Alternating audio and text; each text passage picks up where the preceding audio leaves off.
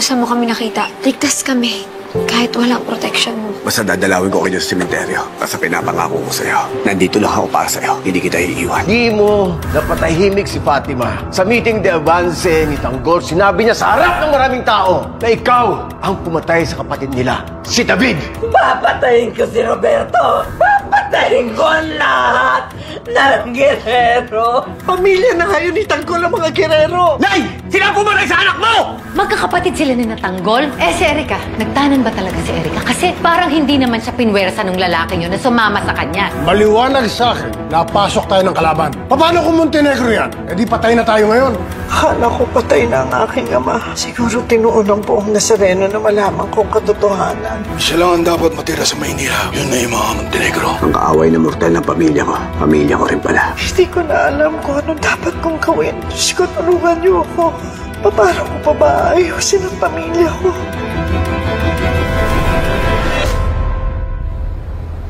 Tanggol. Tanggol, kamusta yung paa at kamay mo? Okay ka na ba? Ayos na. Aalis tayo. Puntahan natin si Fatima. Saan? Doon sa sementeryo. Doon sila nakatira ngayon. Teka, bakit pa? Nakuha niyo naman yung gusto niyo sa kanya, di ba?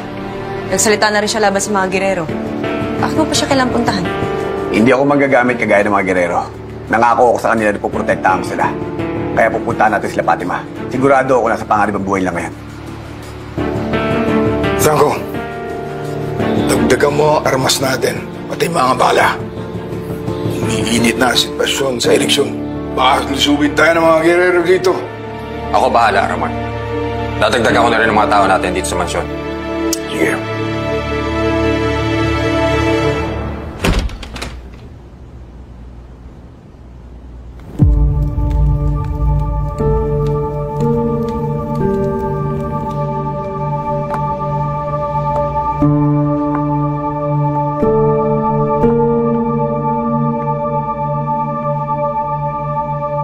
Ma'am, ito na po yung mga labi ni Inigo Montenegro Torres. Condolence po.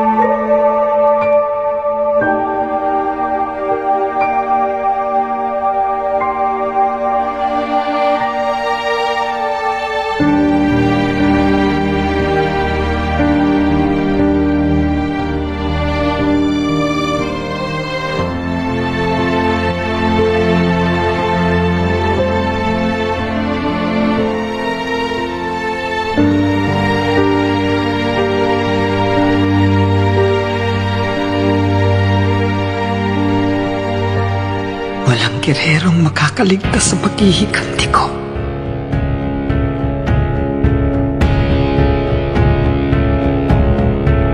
Kasama na yung Martes na yan.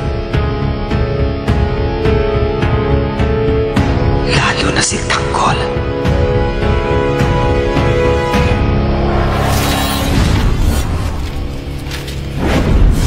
BPM.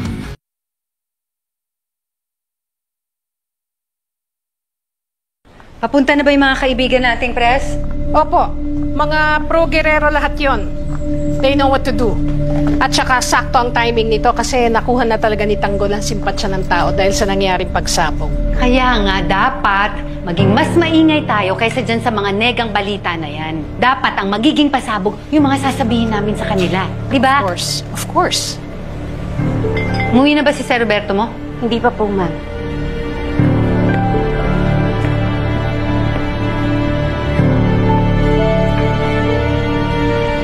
Pasok na nga yung bahay. Kuha pang umalis.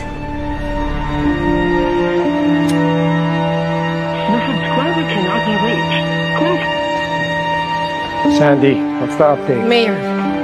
Nakausap mo ba si Roberto?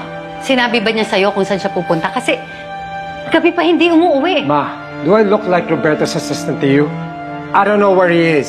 Miguelito, tawagan mo na lang kasi papunta na yung press. Baka may importante siyang inaasikaso, Ma. How the hell do we fix this problem? Okay, this is from yesterday.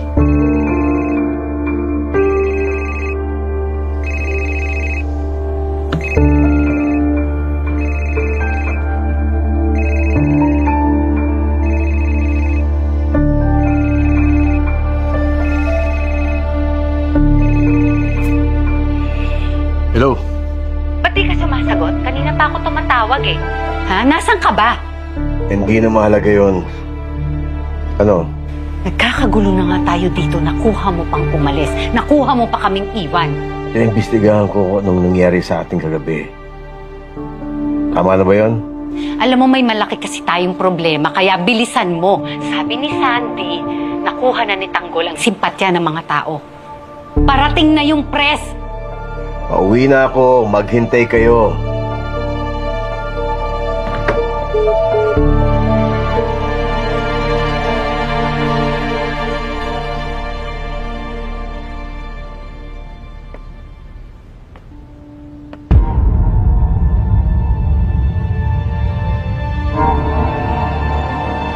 Listado sa totong habit po mga kaibigan. Tumatakbong mayor na si Tanggol Montenegro buhay at ligtas matapos po yan sa naganap na pagsabog sa kanyang meeting ni Avance kagabi. Ako mga kaibigan, kumpirmado po 19 ang nasawi sa naganap na pagsabog.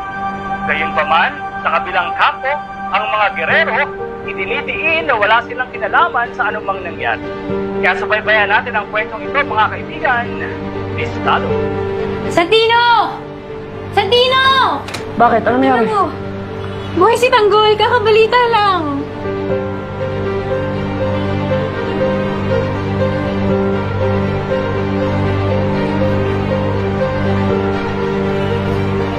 Hindi ko alam kung paano haharapin ang kapatid.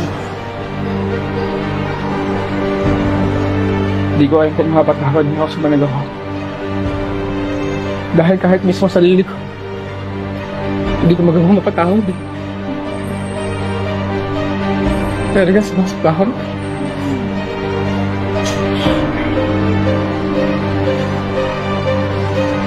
Ang daming inosenteng buhay na wala rin dahil sa... Santino, lipat mo. Hindi ka masamang tao, okay? Huwag mo isipin yun. Biktima ka lang din. Tsaka maintindihan naman ng kuya mo yan kapag sinabi mo yung totoo yun. Sa kanya mo siguro, Erica. Sa ngayon, mas madali sa akin ang lumayo. Ngayon alam kong boss ko yung Tanggol ka.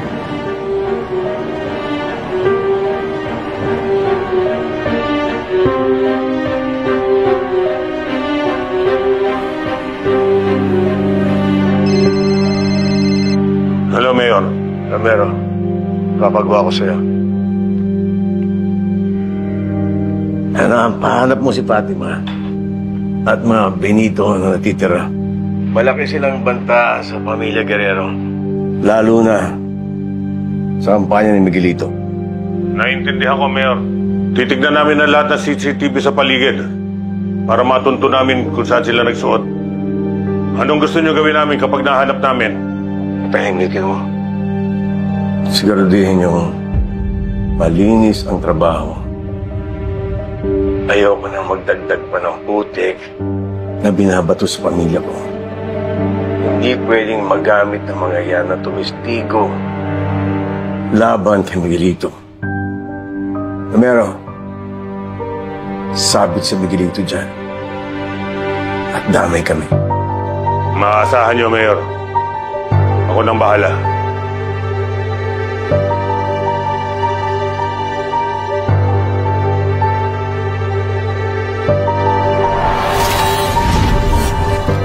Kailangan maaaring may masiselang tema, lengguwahe, karahasan, sexual, horror o droga na hindi angkop sa mga bata. Papa. Jackie, nakahanda na ba lahat para sa press con? Opo. Perfect attendance po yung mga payola press natin. Tayo ang hindi kompleto. Bakit? Nasaan ba yung dalawa? Ayun, si Roberto, inaasikaso daw niya yung nangyari dito kagabi. Yung isa, wag mo sa akin hanapin, di ba? Basta yung mga tanong ng mga press, binigay na namin ni Sandy. Ay, padagdag mo na rin yung pagkamatay ni Inigo. Ungkapin nila yon, busisiin, ipagdikdikan sa mga tanong nila. Seryoso ba talaga yan? Gagamitin natin ang pagkamatay ni Inigo para sa simpatsya. Huwag kang mag-alala, Papa. Ako nang bahala dyan. I am so depressed sa pagkamatay ng pinsan kong si Inigo. What a joke. Good riddance. Mainam nga sana kung mismo si Tanggol lang namatay kagabi. Pero dahil hindi yun nangyari, hindi kamatayan na lang ng iba ang pakikinabangan natin. Sabihin mo ka, mabuti na lang mapapakinabangan natin ang pagkamatay ng walang kwentang Inigo na yan. Rest in peace, Inigo.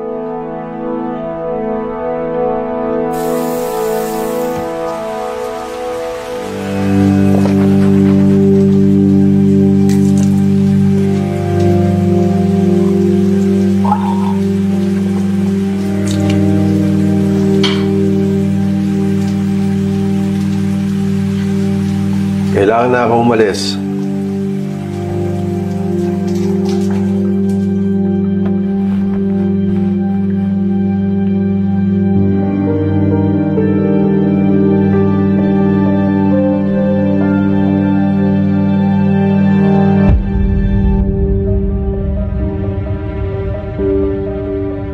Bakit bigla kang di sasama?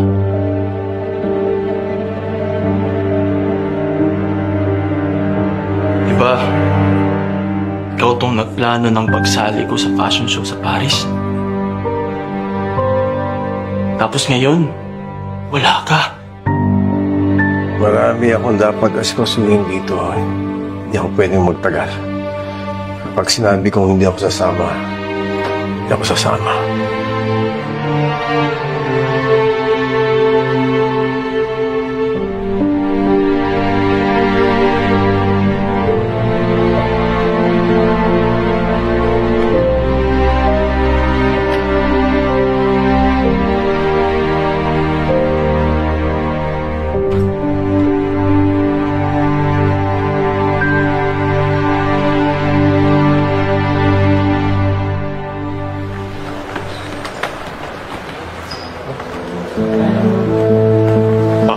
Manalili. Yes, sir. Proseso nyo na yan.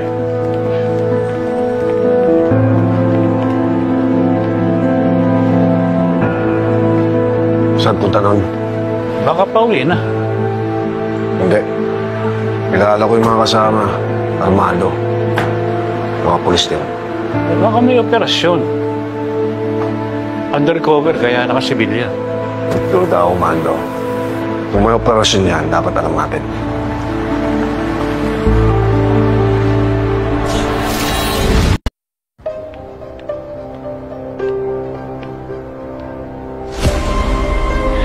Si Ramon o si Tanggol ang papipiliin. Mas gugustuhin nilang magpatayan na lang ang dalawang angkan. Pero nawala na sa akin si David. Hindi na ako papayag na pati si Tanggol maging biktima ng gera nila ng mga gerero.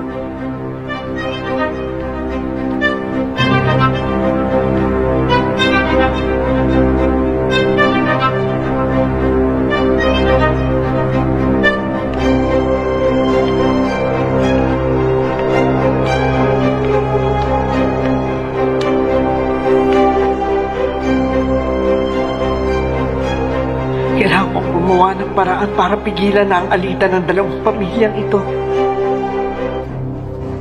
Kailangan ko makausap ang tatay ko.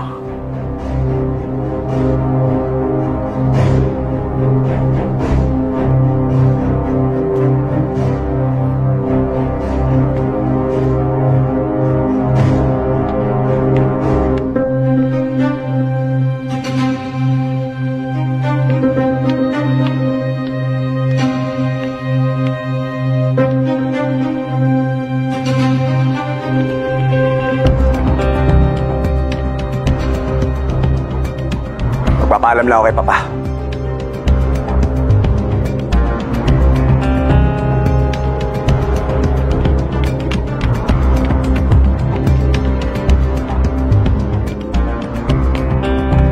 Papa. Tanggol. Basta na pakiramdam mo. Ayos ako. Hindi daw masakit yung kamay ko sa kapa. Papa, magpapaalam na po sana ako. Pupuntahan ko lang si Fatima. Aalamin ko lang po ang sitwasyon nila. Sigurado po kasi delikado ang sitwasyon nila ngayon eh. Dahil nagsalita siya kagabi doon sa meeting ni Avance. Nasa panganib po ang buhay nila. Ay, utos mo na lang sa iba yan. Tanggol. Papa, hindi po pwede.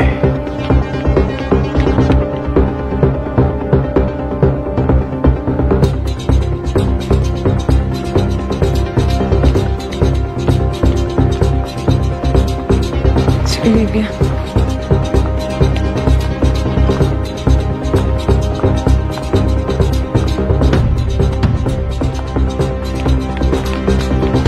May kailangan pa po kayo. Ha? Hindi, wala. May.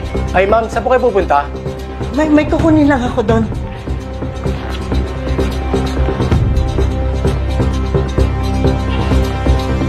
What the hell are you still doing here? Pinatay niyo ang anak ko. Papatayin kitang girero ka! Ano pinagsasabi mo, Olivia? Wala akong kinalaman sa pagkabatay ng anak mo. Girero ka! Magbabayad ang pamilya mo sa nangyari kay Inigo! Pwede ba, Olivia? Tumigil ka na! Papatulan na kita! Hindi mo alam kung saan ako nanggaling! Alam ko, galing ka sa squatter! Kaya bumalik ka na sa pusaling pinanggalingan mo! Dugong Guerrero yung nananalaytay dyan sa ugat mo! Dugong demonyo!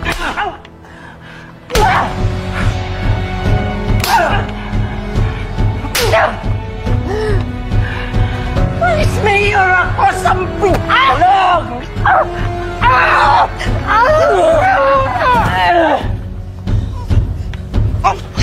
Alam mo, hindi kita papatulan!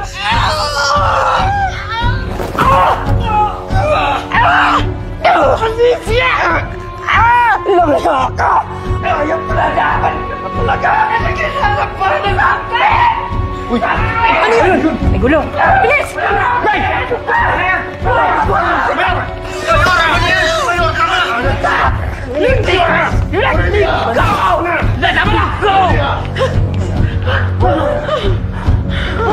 Wala kang karapatan sakta si Marites! Ah, talaga? Pinagtatanggol mo pa talaga yung babaeng yan? Siya ang walang karapatan dito sa pamamahay natin! Sila ang may dahilan kung bakit namatay ang anak ko! Ano pinagsasabi mo? Hindi ka ba alam, Tanggol? Pinagtangkaan nila ang buhay mo!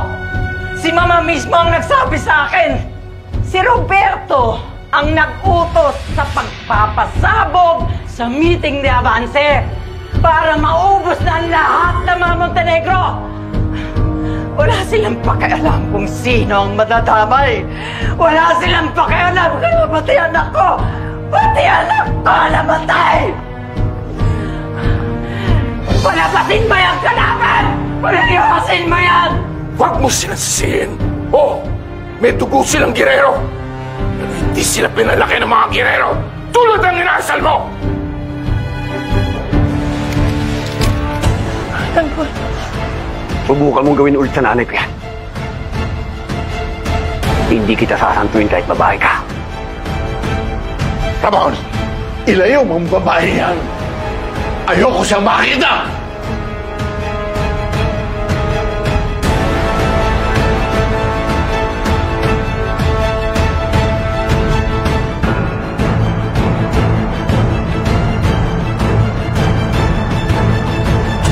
Suktulan na ang galit. Kailangan natin umalis! Bilis! Atira!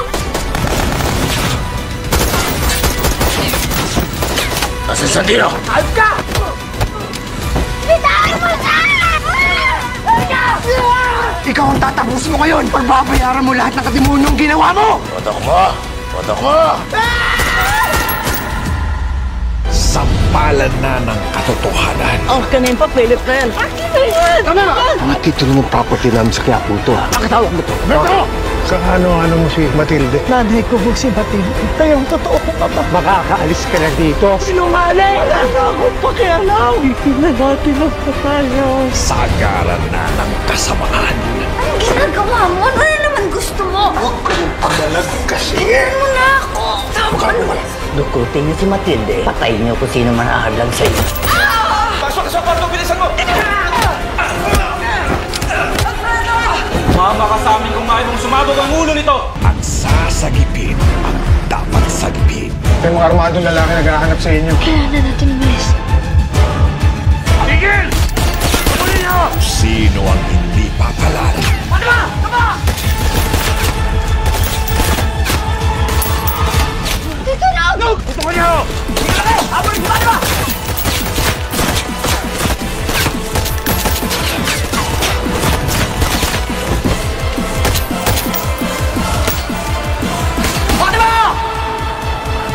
FPJ. What's up mga suki? Kung umabot po kayo sa bidyong ito, huwag po natin kalimutan mag-subscribe.